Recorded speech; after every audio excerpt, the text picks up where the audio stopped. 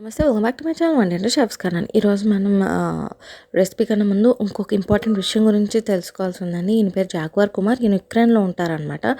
ఈయన యుక్రెయిన్‌లో ఉన్న తెలుగు వాళ్ళు, ఇండియన్స్ గురించి చాలా హెల్ప్ చేసి వాళ్ళని సేఫ్‌గా ఇండియా అయితే పంపిస్తాం జరుగుతుంది. అండ్ అక్కడ ఉన్న చాలా మందికి కూడా ఈయన హెల్ప్ చేస్తూ ఉన్నారు. ఈయన తలుచుకుంటే చాలా ఈజీగా ఈయన ఇండియా రాగలరు. కానీ ఈయన ఒక బ్లాక్ ప్యాంథర్ ఇంకా జాగ్వార్‌ని అడాప్ట్ చేసుకొని వాటిని పెంచుతున్నారనమాట. సో వాటి గురించి ఈయన అక్కడే ఉండిపోయారు.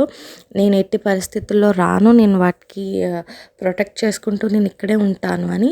సో ఈయన అక్కడ ఉంటే కూడా చాలామందికి హెల్ప్ చేస్తారండి. సో ఈయనకి మనం కొంచెం ఫినాన్షియల్గా హెల్ప్ చేయాలి, కానీ అప్పుడైతే ఈయన చాలామందికి హెల్ప్ చేస్తారు. అండ్ అలాగే మనం కూడా ఈయనకి కొంచెం హెల్ప్ చేసినట్టు ఉంటుంది. సో ఈయన ఛానల్ లింక్స్ అనేవి నేను కింద డిస్క్రిప్షన్లో ఇస్తానండి. సో ఆ లింక్స్లోకి వెళ్ళి అక్కడ ఆయనకి సంబంధించిన Google pay and PhonePe some other details ఉంటాయి. వాటి ద్వారా మీరు హెల్ప్ చేయాలనుకుంటే హెల్ప్ చేయొచ్చు. And one more important thing, ఈయన మన తణుకాయనేనండి. నాకు తెలిసి మన ఛానల్లో చాలామంది సబ్స్క్రైబర్స్ అండ్ నా వ్యూవర్స్ అంతా కూడా మోస్ట్లీ ఫ్రమ్ తణుకు నుంచే ఉంటారు. బికాజ్ నేను కూడా తణుకు నుంచే కాబట్టి. సో ఆయనకి తప్పకుండా హెల్ప్ చేయండి. అండ్ ఈరోజు రెసిపీ వచ్చేసి తణుకులో చాలా అంటే చాలా ఓల్డ్ బేకరీ, అయ్యంగార్ బేకరీ అని చాలామందికి తెలిసే ఉంటుంది. అక్కడ మేము చిన్నప్పటి నుంచి తిన్న ఒక శాండ్విచ్ని నేను ఈరోజు చేసి చూపించబోతున్నాను.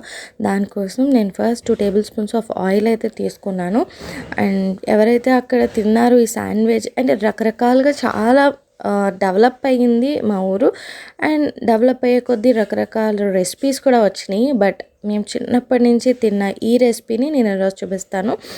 ఇది అయ్యంగార్ బేకరీలో తిన్న చాలామందికి తెలిసే ఉంటుంది.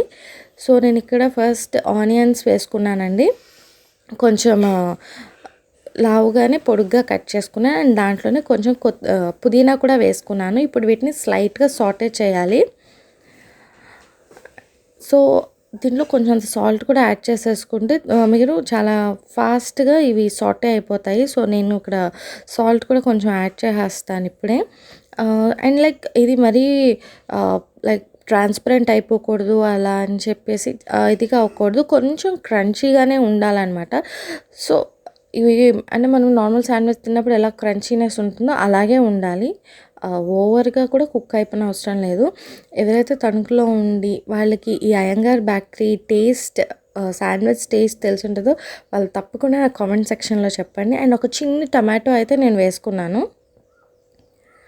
సో ఎన్ని రకాల బేకరీస్ వచ్చినప్పటికీ కూడా Iyengar is the best bakery నాకైతే.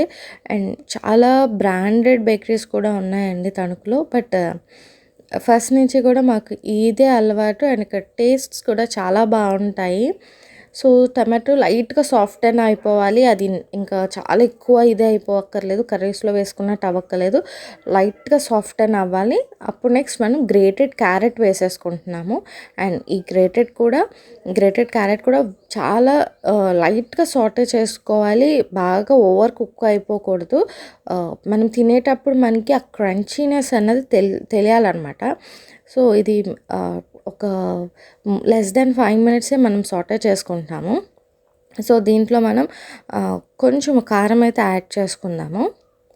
సో ఇంతేనండి. అండ్ కరివేపాకు కూడా వేస్తారు. బట్ నాకు ఈ మధ్య ఎందుకో కరివేపాకు అన్నది చాలా లిమిటెడ్గా దొరుకుతుంది, అవైలబుల్గా ఉండట్లేదు మార్కెట్లో కూడా. సో కరివేపాకు దొరికితే కూడా పక్కాగా వేసుకోండి. సో ఇంతేనండి. అయితే స్టఫింగ్ అనమాట. ఇది స్టఫింగ్ అనేది ప్రిపేర్ అయిపోయింది. సో ఇవన్నీ కూడా క్రంచీగా ఉండాలి. సో నెక్స్ట్ మనం బ్రెడ్స్ అనేవి సార్ట్ చేసుకోవాల్సి ఉంటుంది అన్నమాట. దానికోసం నేను ప్యాన్ మీద బటర్ అయితే యాడ్ చేసుకున్నాను. సో ఇప్పుడు బ్రెడ్స్ని మనం టోస్ట్ చేసుకుందాం ఈ బటర్లో బోత్ ద సైడ్స్. సో ఇది లైక్ అంటే చాలా ఇయర్స్ నుంచి అండి, మోస్ట్లీ ఒక 16 to 18 ఇయర్స్ నుంచి ఈ శాండ్విచ్ తినడం అలవాటు. ఇప్పుడు రకరకాల చీజ్ స్టఫ్స్ అని చెప్పి చాలా వచ్చేసినాయి, కానీ ఇది అంటే మేము ఫస్ట్ తిన్న శాండ్విచ్ అనమాట. శాండ్విచ్ అంటే ఇదా అన్న టైప్ అన్నీ అనుకున్నాము. తర్వాత చాలా ఇంప్రూవ్మెంట్స్ జరిగినాయి, కానీ ఇప్పటికీ అక్కడ ఇదే శాండ్విచ్ ఉంటుంది. చాలా టేస్టీగా ఉంటుంది అనమాట ఈ రెసిపీ అన్నది. సో ఇలా బోత్ ద సైడ్స్ బటర్తో మనం టాస్ చేసేసుకోవాలి. సో, ఇలా బోత్ సైడ్స్ టాస్ చేసేసుకొని పెట్టుకున్నాక మనం ఏదైతే కర్రీ లైక్ స్టఫ్ చేసి పెట్టుకున్నామో దాన్ని మనం ఈ మధ్యలో ప్లేస్ చేసుకోవాల్సి ఉంటుందన్నమాట. సో, మీరు చూస్తే కనుక నాకు బోత్ సైడ్స్ కూడా చక్కగా టాస్ చేసేసుకున్నాను. ఒక మంచి క్రంచీనెస్ అన్నది ఉంటుందన్నమాట దీనికి.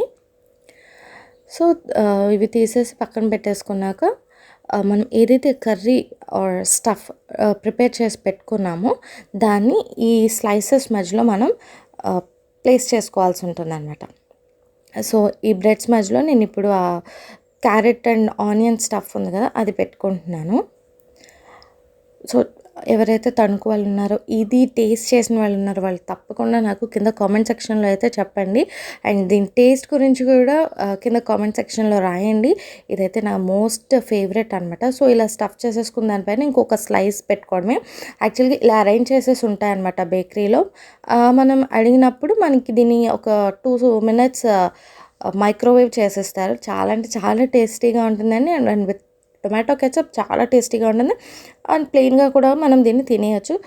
చాలా యమ్మీగా ఉంటుందన్నమాట ఈ రెసిపీ అయితే. చాలా సింపుల్‌గా కూడా అయిపోతుంది. ఎక్కువ టైం తీసుకోదు.